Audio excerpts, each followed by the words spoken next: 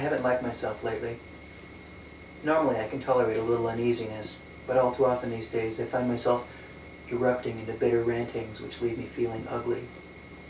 In spite of that, my self-disgust remains a private thing, privy to no one but myself and her, Max's friend. Max is my dad's grade school friend, and she's a much younger woman he's met since he moved here 10 years ago, so he could retire at the higher rate of pay the state would give him here. I've known Max all my life, and I'm the closest thing he has to a son, and because I feel sorry for the lonely bastard, I treat him with more respect than he deserves. Better than how I treat my own family. When Max's friend is around, I can taste my bile rising. In her presence, my discontent squats like a dog waiting to be kicked, like heartburn waiting for a burp. But for me, the burp would be a stream of vile recriminations from which there would be no saving face.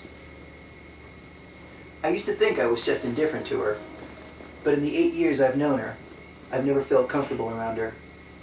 To be quite honest, I just plain don't like her. I don't like what that says about me, yet I've managed to fabricate a rationalization for my behavior. Don't see it, and you don't have to deal with it. Unexceptional would be the kindest thing I could say about her appearance. Better yet, don't ask. No, she's not ugly, nor is she beautiful.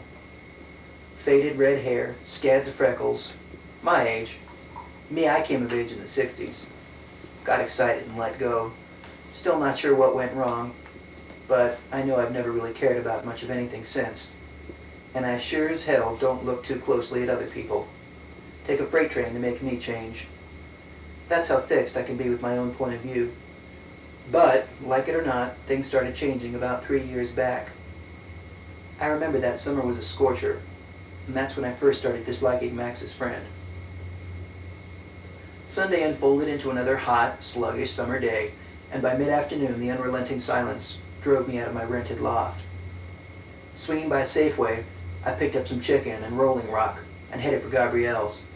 I dropped the beer into her cooler, took an already cold butt out, handed Gabrielle the chicken, and took her chair under the lilac tree when she got up to add it to the chicken already marinating. Bruce and Max went into some serious drinking, and I proceeded to catch up. Millie, a widow in her 70s, was fussing in her garden next door, casting covetous looks in Max's direction. Although Max is the same age, he maintains his distance because she's old. Niles, glad someone showed up with more beer. Don't even want to go upstairs, my place, to get some more. It's just too hot. Glad to see I'm wanted. Fucking hot. Another high pressure trough off the Oregon coast. Weatherman says we can expect 4 more days of this thing. Max, we're hot enough without your delightful news that it's going to continue. Although Gabrielle had her long black hair piled up on top of her head, beads of sweat glistened on the nape of her neck. I'm glad I shaved my beard off, but I hope Gab never cuts her hair. I like women with long hair and women who can drink. Gab demolished half the beer I handed her with one long pull before rolling it on the back of her neck. Come on, have some beer. Hand me that beer, please. Focusing my eyes, I realized it wasn't me he was yelling at. Oh shit, I thought, oh well. It's as much her yard as it is Bruce or Gabrielle's. Max's woman friend, who lived upstairs next to Bruce, had ridden up on her bike and was hooking it on the fence, her bare arms and legs exposing leopard spots that could beguile a yokel with their innocence. I was the only person Max knew in Missoula when he moved here, so my friends, especially Gabrielle, took on elevated importance in his life. And like it or not, Max became an inescapable part of our lives. Life to Max is either all black or all white, and by God, he lets us know what a sane man's position is. So rather than spin our wheels, we tend to shut up when Max gets too assertive. However, Max's silence are no winners either, because they tend to become oppressive beyond a certain point, leaving all of us irritable. Bruce calls him an old codger directly to his face, and in that way, they can both ignore each other because of the intervening generation. Gab flaunts her numerous male admirers in Max's presence, exposing Max's self-concealed prurience. That way, she gets the distance she needs to maintain her facade of friendship with Max. Me, though, I don't have the luxury of having an easy way out like Bruce or Gab. My father's long history with Max hovers constantly in the air around us, precluding all means of decent escape for me but one. stoic resignation. However, since Max met this plain, nondescript woman, I've had whole days without his visitation. So it was with genuine enthusiasm that I finally said, "Yeah, come on." When I saw her hesitate, her freckles aglow in the heat. Unlatching the gate, she passed on the beer but came over into the shade and sat on the lawn after saying Hi. to everyone, including Millie. Max took this as an opportunity to begin a long diatribe on mushrooms, forgetting it was she who taught him everything he knew on the subject. So I do know a thing about A few ahas on her part, and he was off and running. Uh, Released from my filial obligation, I kicked back and proceeded to get tanked. Gabrielle was rolling the fresh beer on her forehead, her eyes closed, while Bruce sat watching her. My attention was wandering, so I was the only one who noticed the large out-of-state RV that drove slowly past the building. When the driver saw us in the backyard, the vehicle slowed even more, then stopped in the middle of the street. I nudged Gabrielle. "Anyone you know?" Too ugly for me, huh? You, Bruce? Nope, nobody I'd want to tangle with either. The scowl on the guy's face made me lose the mellow edge I'd finally achieved. In Nam, I had seen my share of the savage, mercenary type, but this guy made them look like mischievous flower children. Even Max noticed the tension and looked over. Only one of us was oblivious to the disturbance, and she had her back to the fence, calmly pulling up blades of grass. "Arish!" Woo! Hey! That freeze-frame tableau is permanently etched in my memory. Her hand froze in midair. She stopped breathing, her eyes focused on something none of us could see. I'd never seen this woman before. Immobility changed to disbelief, and just as quick to rippling laughter. Woo! In Yeah. one movement, she turned her head, got to her feet, and ran across the lawn. The waist-high fence brought her up short. She paused, reached up, and touched his cheek. I'd never noticed before how short she was, but then he was a big man. I couldn't see her face, but I could see his. Pure, undiluted, raw emotion has always been more than I could handle, and this guy threw his emotion in my face like a challenge. In that second of time when our eyes locked together, my posturing was exposed for the sham it was, and his fury was transformed into an unrestrained gusto for life. I wanted the raw emotion he had. Bad. Almost inaudibly, I could hear her say, Robert.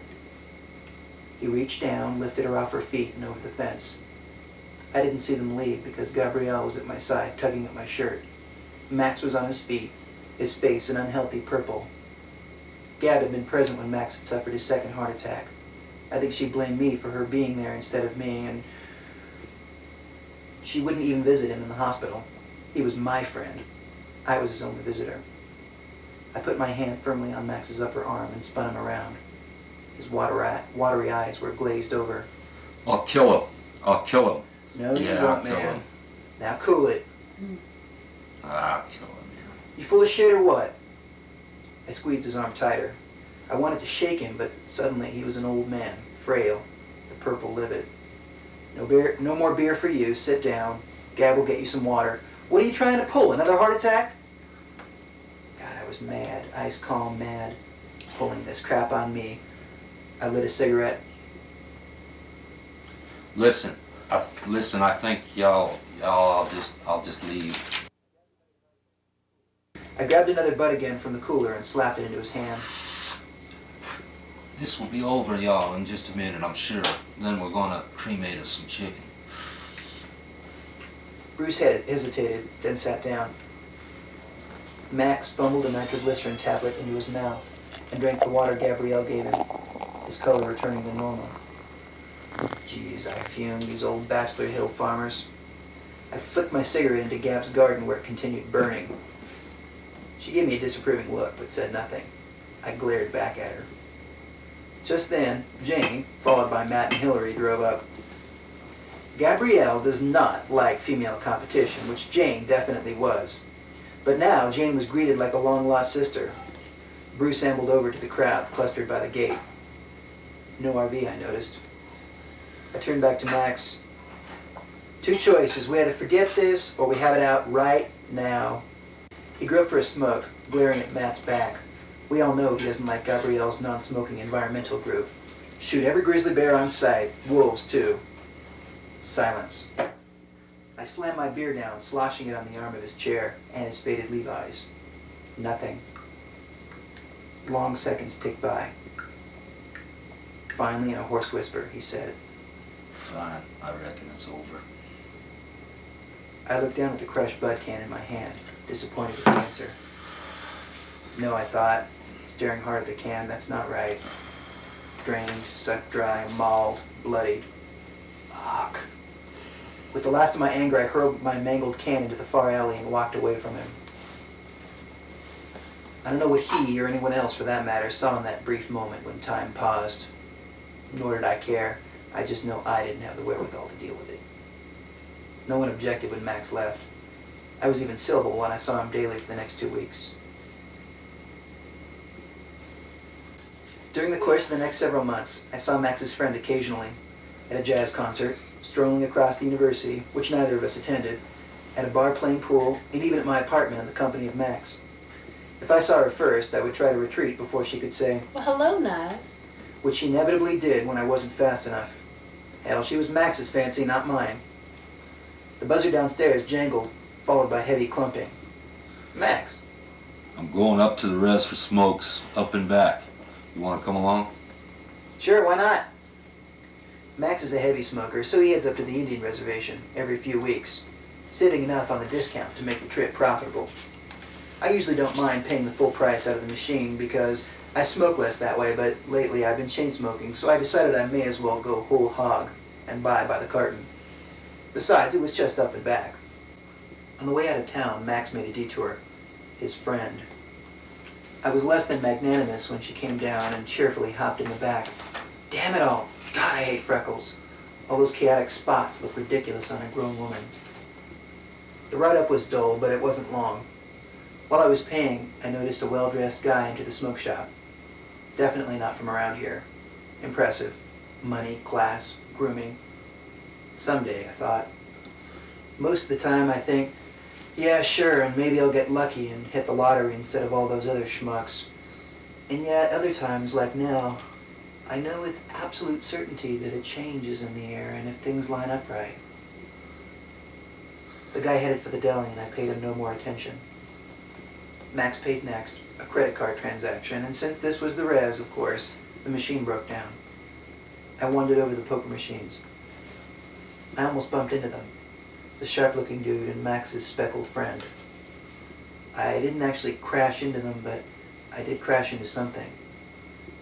What they had in common I couldn't hazard a guess, but what was happening between the two of them was no concern of mine. Embarrassed, I tried not to watch them, but I couldn't avert my eyes, and when I tried to back off, my body wouldn't obey. His eyes were riveted onto hers. Though I was equidistant from them, about 10 feet, I felt as if I were touching them. 3 granite statues. The ferocity of the energy building between them was deafening. His raw need engulfed her like a thing alive, forcing her to meet his eyes. She was at once defiant, resigned, reluctantly cooperative, and at last, when the force of the current increased exponentially with every heartbeat, she stopped all conscious thought and let the surge take her. Swept up in the flux, she contributed her energy. Then I felt her tap into a source of strength deep within herself. I recognized her energy. I realized I'd always recognized it. A portion of that strength flowed towards the surface. It paused, a thing apart. I sensed its surprise. Then the energy increased in magnitude. She looked into his eyes. She studied him. He wavered a bit under the intensity of her scrutiny. Then she smiled. This time I didn't have to envy anyone that look. I felt it. Acceptance. He embraced her with his eyes. Mentally they flowed into the same space, dragging me unintentionally with them. I felt them touch, hesitantly at first, then enthusiastically while they explored a thought with the indulgence of a lifetime despair. I heard her speak directly into his mind, yet to this day I don't know what she said, and I fell out of the circle. Time descended upon me, and I staggered. The slot machines clanking loud as pile drivers added to my confusion. She turned looking at me, in me, her eyes heavy with fatigue. Niles, can you take care of this for me, please? Her voice broke and she thrust a 20 in her purchase into my hands. Beneath the staccato din of the machines, I heard the intense exhale of breath. He hadn't yet moved, his eyes fixed on her departing form. I had to turn away. When Max and I exited a few minutes later, I saw her sitting on the smoke shop's tiny patch of lawn, hugging her knees to her chest, her eyes focused beyond a nothing point. She was a nanosecond slow, but she recouped her sense of place fast. Plucking a blade of grass, she said, Hi, ready to go? Driving back to town, we passed an Indian dressed in a ragged American flag shirt, not even bothering to put out his thumb, just standing there facing traffic. Gosh darn, that's what's wrong with this country. No respect. I'd have put all them flag burners and him too in jail where they belong. Hey, watch the road! We've got too many laws as it is, and we don't need more. Long as there's them crazies, we need all the laws we can get. We need the crazies. That's why I keep voting for Fred Ryan for councilman. I hate his politics. But I respect his right to make an ass of himself because he makes the council sweat blood for every decision they pass. Gosh darn it, girls, you never fought for your country, or you'd know. God, you always bring it down to that. I'm just a dumb female, and this is a man's issue. Bullshit. You never get within 10 miles of the front line when a front line means something, Max. And the war Niles fought wasn't to protect us from anything. Wait a minute, just leave me out of this. Why? No opinion? Her voice. I forgot to mention that. Her voice could melt the ice hidden in a man's soul. Back in the dim reaches of my mind, I remembered another voice like that. The 25-hour-a-day switchboard operator Richard Diamond relied on in his TV series. Her voice alone made you believe in the existence of an inviolable refuge. Nothing I say is going to have any influence in the long run, so why bother? I hate explaining myself. If you have to defend yourself, it's obvious the other person isn't on the same wavelength. Would you feel more comfortable talking about the weather, Niles? Did you ever hear of the butterfly effect? Better be careful. One day you may find yourself in trouble because you failed to bow down and kiss the ground under the flag. Any feeling of rapport I had was gone. She was an irritant that made me burn like a cold matchstick. Before I could open my mouth, Max jumped in, saving me from voicing my invidious thoughts. The minute he spoke, I knew where she was coming from, and I was properly chagrined. Nobody's talking about going that far. All we want is a law banning desecration of the flag. Oh, Max, use your head. No, use yours, girl. Your thinking's wrong. I'm not a girl, Max, and I stopped being a girl years ago, boy. Coming off the hill, Max started turning into Murph's Truck Center. Damn, I thought, just up and back, sure. Max, I really don't think either Niles or I want to stop. I forgot to take my pill, and besides, I need a piece of pie. As we got out of the car, the oversized flag rippled and snapped above us. A sign in the attached gift shop proclaimed, "We sell American products." Although there were semis in the parking lot, the cafe was practically empty and strangely hushed. We piled into a far booth and had hardly turned our coffee cups over before a waitress came over with menus and a coffee pot. Regular, all right? She started pouring before anyone answered. And a jaded monotone recited the house special. I didn't hear a word the waitress said. All I wanted was the easiest and quickest item, coffee and pie. Wham, bam, thank you, ma'am. However, I was again interrupted before I could speak. Regular is fine. Hello, Marie. Nice seeing you. Hey, what gal? It's been forever. I was thinking about you just the other day. Merle was in yesterday. How's he doing? Scrawny as ever and still falling asleep in his eggs at 2:30 most mornings.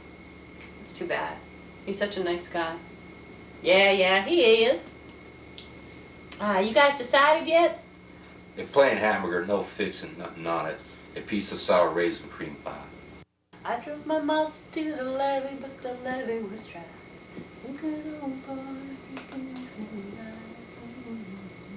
Coffee's fine, Marie. Just a second. When did you eat last, girl? You look peaked. I'm not starving.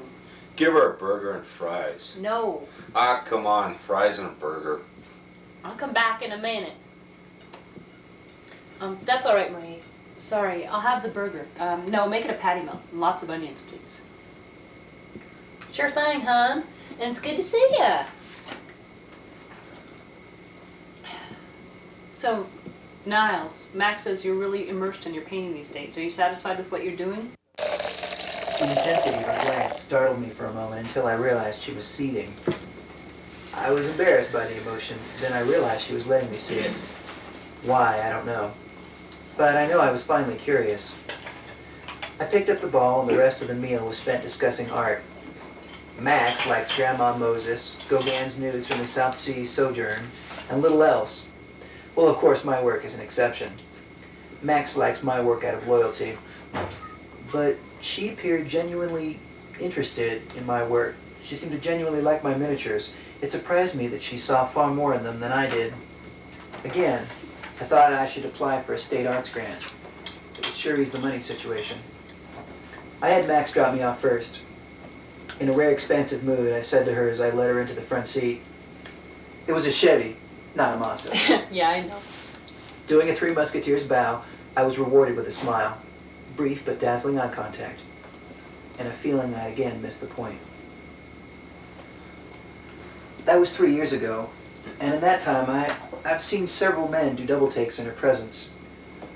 I've never seen again the woman she must be to all those men. All I see is a plain, ordinary woman.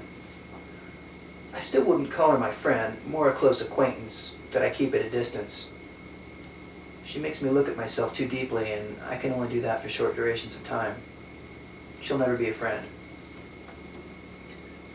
The buzzer rang downstairs, followed by the door opening. Shit, just who I don't want to see, Max. Hello? The voice drifted up the stairs, soft as velvet. Well, hi. I looked behind her for Max. No one. Where's Max? It's about 10-ish. Hopefully still at home for another few hours at least. He doesn't get his mail until 1. I thought you'd timed him by now.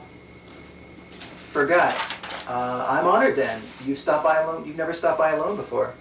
I've never been invited. No, forget that. I was a block away and just decided to drop in. I'll take a cup of coffee. Sure. Have a seat. I'll just be a minute. Oh, I'll come with you. That way I can add cream and sugar without putting you out. So what are you and Max squabbling about now? Who says we're squabbling? I've seen him every friggin' day for weeks. You gotta be more careful now. I read between the lines extremely well. In fact, I could drive a freight train through that one. She turned her back to me and looked out the kitchen window at the intersection below. A quiet minute went by while the coffee perked. Her voice seemed unnaturally loud when she broke the silence. Are you familiar with the water shrew? Nope. They're a rather interesting creature in that once a path habit is formed and has become ingrained, that habit supersedes all better knowledge. The water shrew will actually disbelieve with its eyes what its eyes see if it is contrary to what it has learned. It is no more able to deviate from its path than a train engine can. Water shrews can run with amazing speed without wasting any time whatsoever on orientation. However, if something is changed in their path, it often leads to their destruction. They can't add on to their present knowledge easily as they have to go back to square one and start all over again to adjust to any new info. By then they're dead. And what brought this up? Talking about a freight train, and that led me to thinking about some of the people I know. Oh, thanks for the coffee. While she added what she wanted to the coffee, I thought about Max and without meaning to, spoke aloud. A schoolmarm Max and Dad had back in 28 or 29 once said Indians were the dirtiest race on the face of the earth. Max still believes it. There's a difference between being dirty and being covered with dirt. Can't tell Max that. A lot has changed between when Max and my dad went to school and when I did. Has it? Her intonation implied far more than just the words, but when I glanced at her, she merely smiled and led the way into the living room. Oh, how nice. That voice again. I just stood watching her watch the dancing swirls of light coming through the glass prisms in my window. I've always wondered what your window would look like, but then I've never been here in the morning. She turned around and looked into me. She spoke to my soul. It hovered in the air about me. She walked around us, gathering up my soul like collecting cotton candy onto a wand. She shaped it into a ball. Light as a soul is, I felt as heavy as a mortal does when the evanescent hummingbird takes wing, leaving the honored finger bare. Grinning mischievously, she bounced the ball once on the hardwood floor and looked at me, looking at her. Her smile became serious. A light breeze that rustled the leaves of the sugar maple outside my window caused the sunlight flowing through the stained glass panels to dance among the strands of her hair. She did not lighten up. My chest felt tight, and I couldn't breathe. I feared a growing distance in her gaze. Then she touched my cheek. I had never felt so right in all my life. I reached up and touched her wrist, holding her hand to my cheek. Her eyes were so full of me. Then she stepped back and, grinning elfishly, bounced the ball again. The floor became an asphalt surface, then a hardball court floor, changing with each bounce. The ball went high and then seemed to slow ever so slightly. She leapt up after it, high, higher. She turned a backflip as graceful as any Olympic diver, twisting on the downward dive once, again, and yet again. She put out one hand to catch the ball and extended the other hand to me. Come play. I couldn't move, not from fear. I couldn't believe my eyes. She caught the ball, and her bare feet landed in a field of red poppies swaying in a light ocean breeze. A garland of flowers surrounded her head. Clad only in a short toga, her freckles were even more noticeable. She ran through the field, eyes intent on watching the ball as she tossed it up, vaulting after it. 2, 3, 4, open the door. My heart jumped into my throat. She was gamboling blindly straight for the cliff. 1,000 feet below, the ocean pounded on jagged rocks. She turned, oblivious to the danger, and stretching out her hand, she beckoned me once again. Jump. Her hand was inches from mine. The gap infinitesimal and at the same time infinite. A universe nestled in the gap. Now, Niles. I stretched out my hand, and lo, I touched her hand. What had gone before was now exposed as adolescent daydreaming. There was nothing to fear. There never had been. Diving, spinning, darting up and twisting, we played in the fields of the universe. Gods, joyful, playful, laughing. We collided and she did a backflip using my chest as a springboard for her feet. She came up behind me, tapping me on the shoulder. Catch. With an underhand over the back toss, she released the ball. It shot out of my reach and I dove after it, coming up in an ocean surrounded by porpoises. My soul, a luminescent ball among all the phosphorescent shapes, took on a spirit of its own and frolicked gaily among its new friends. Tears ran down my cheeks.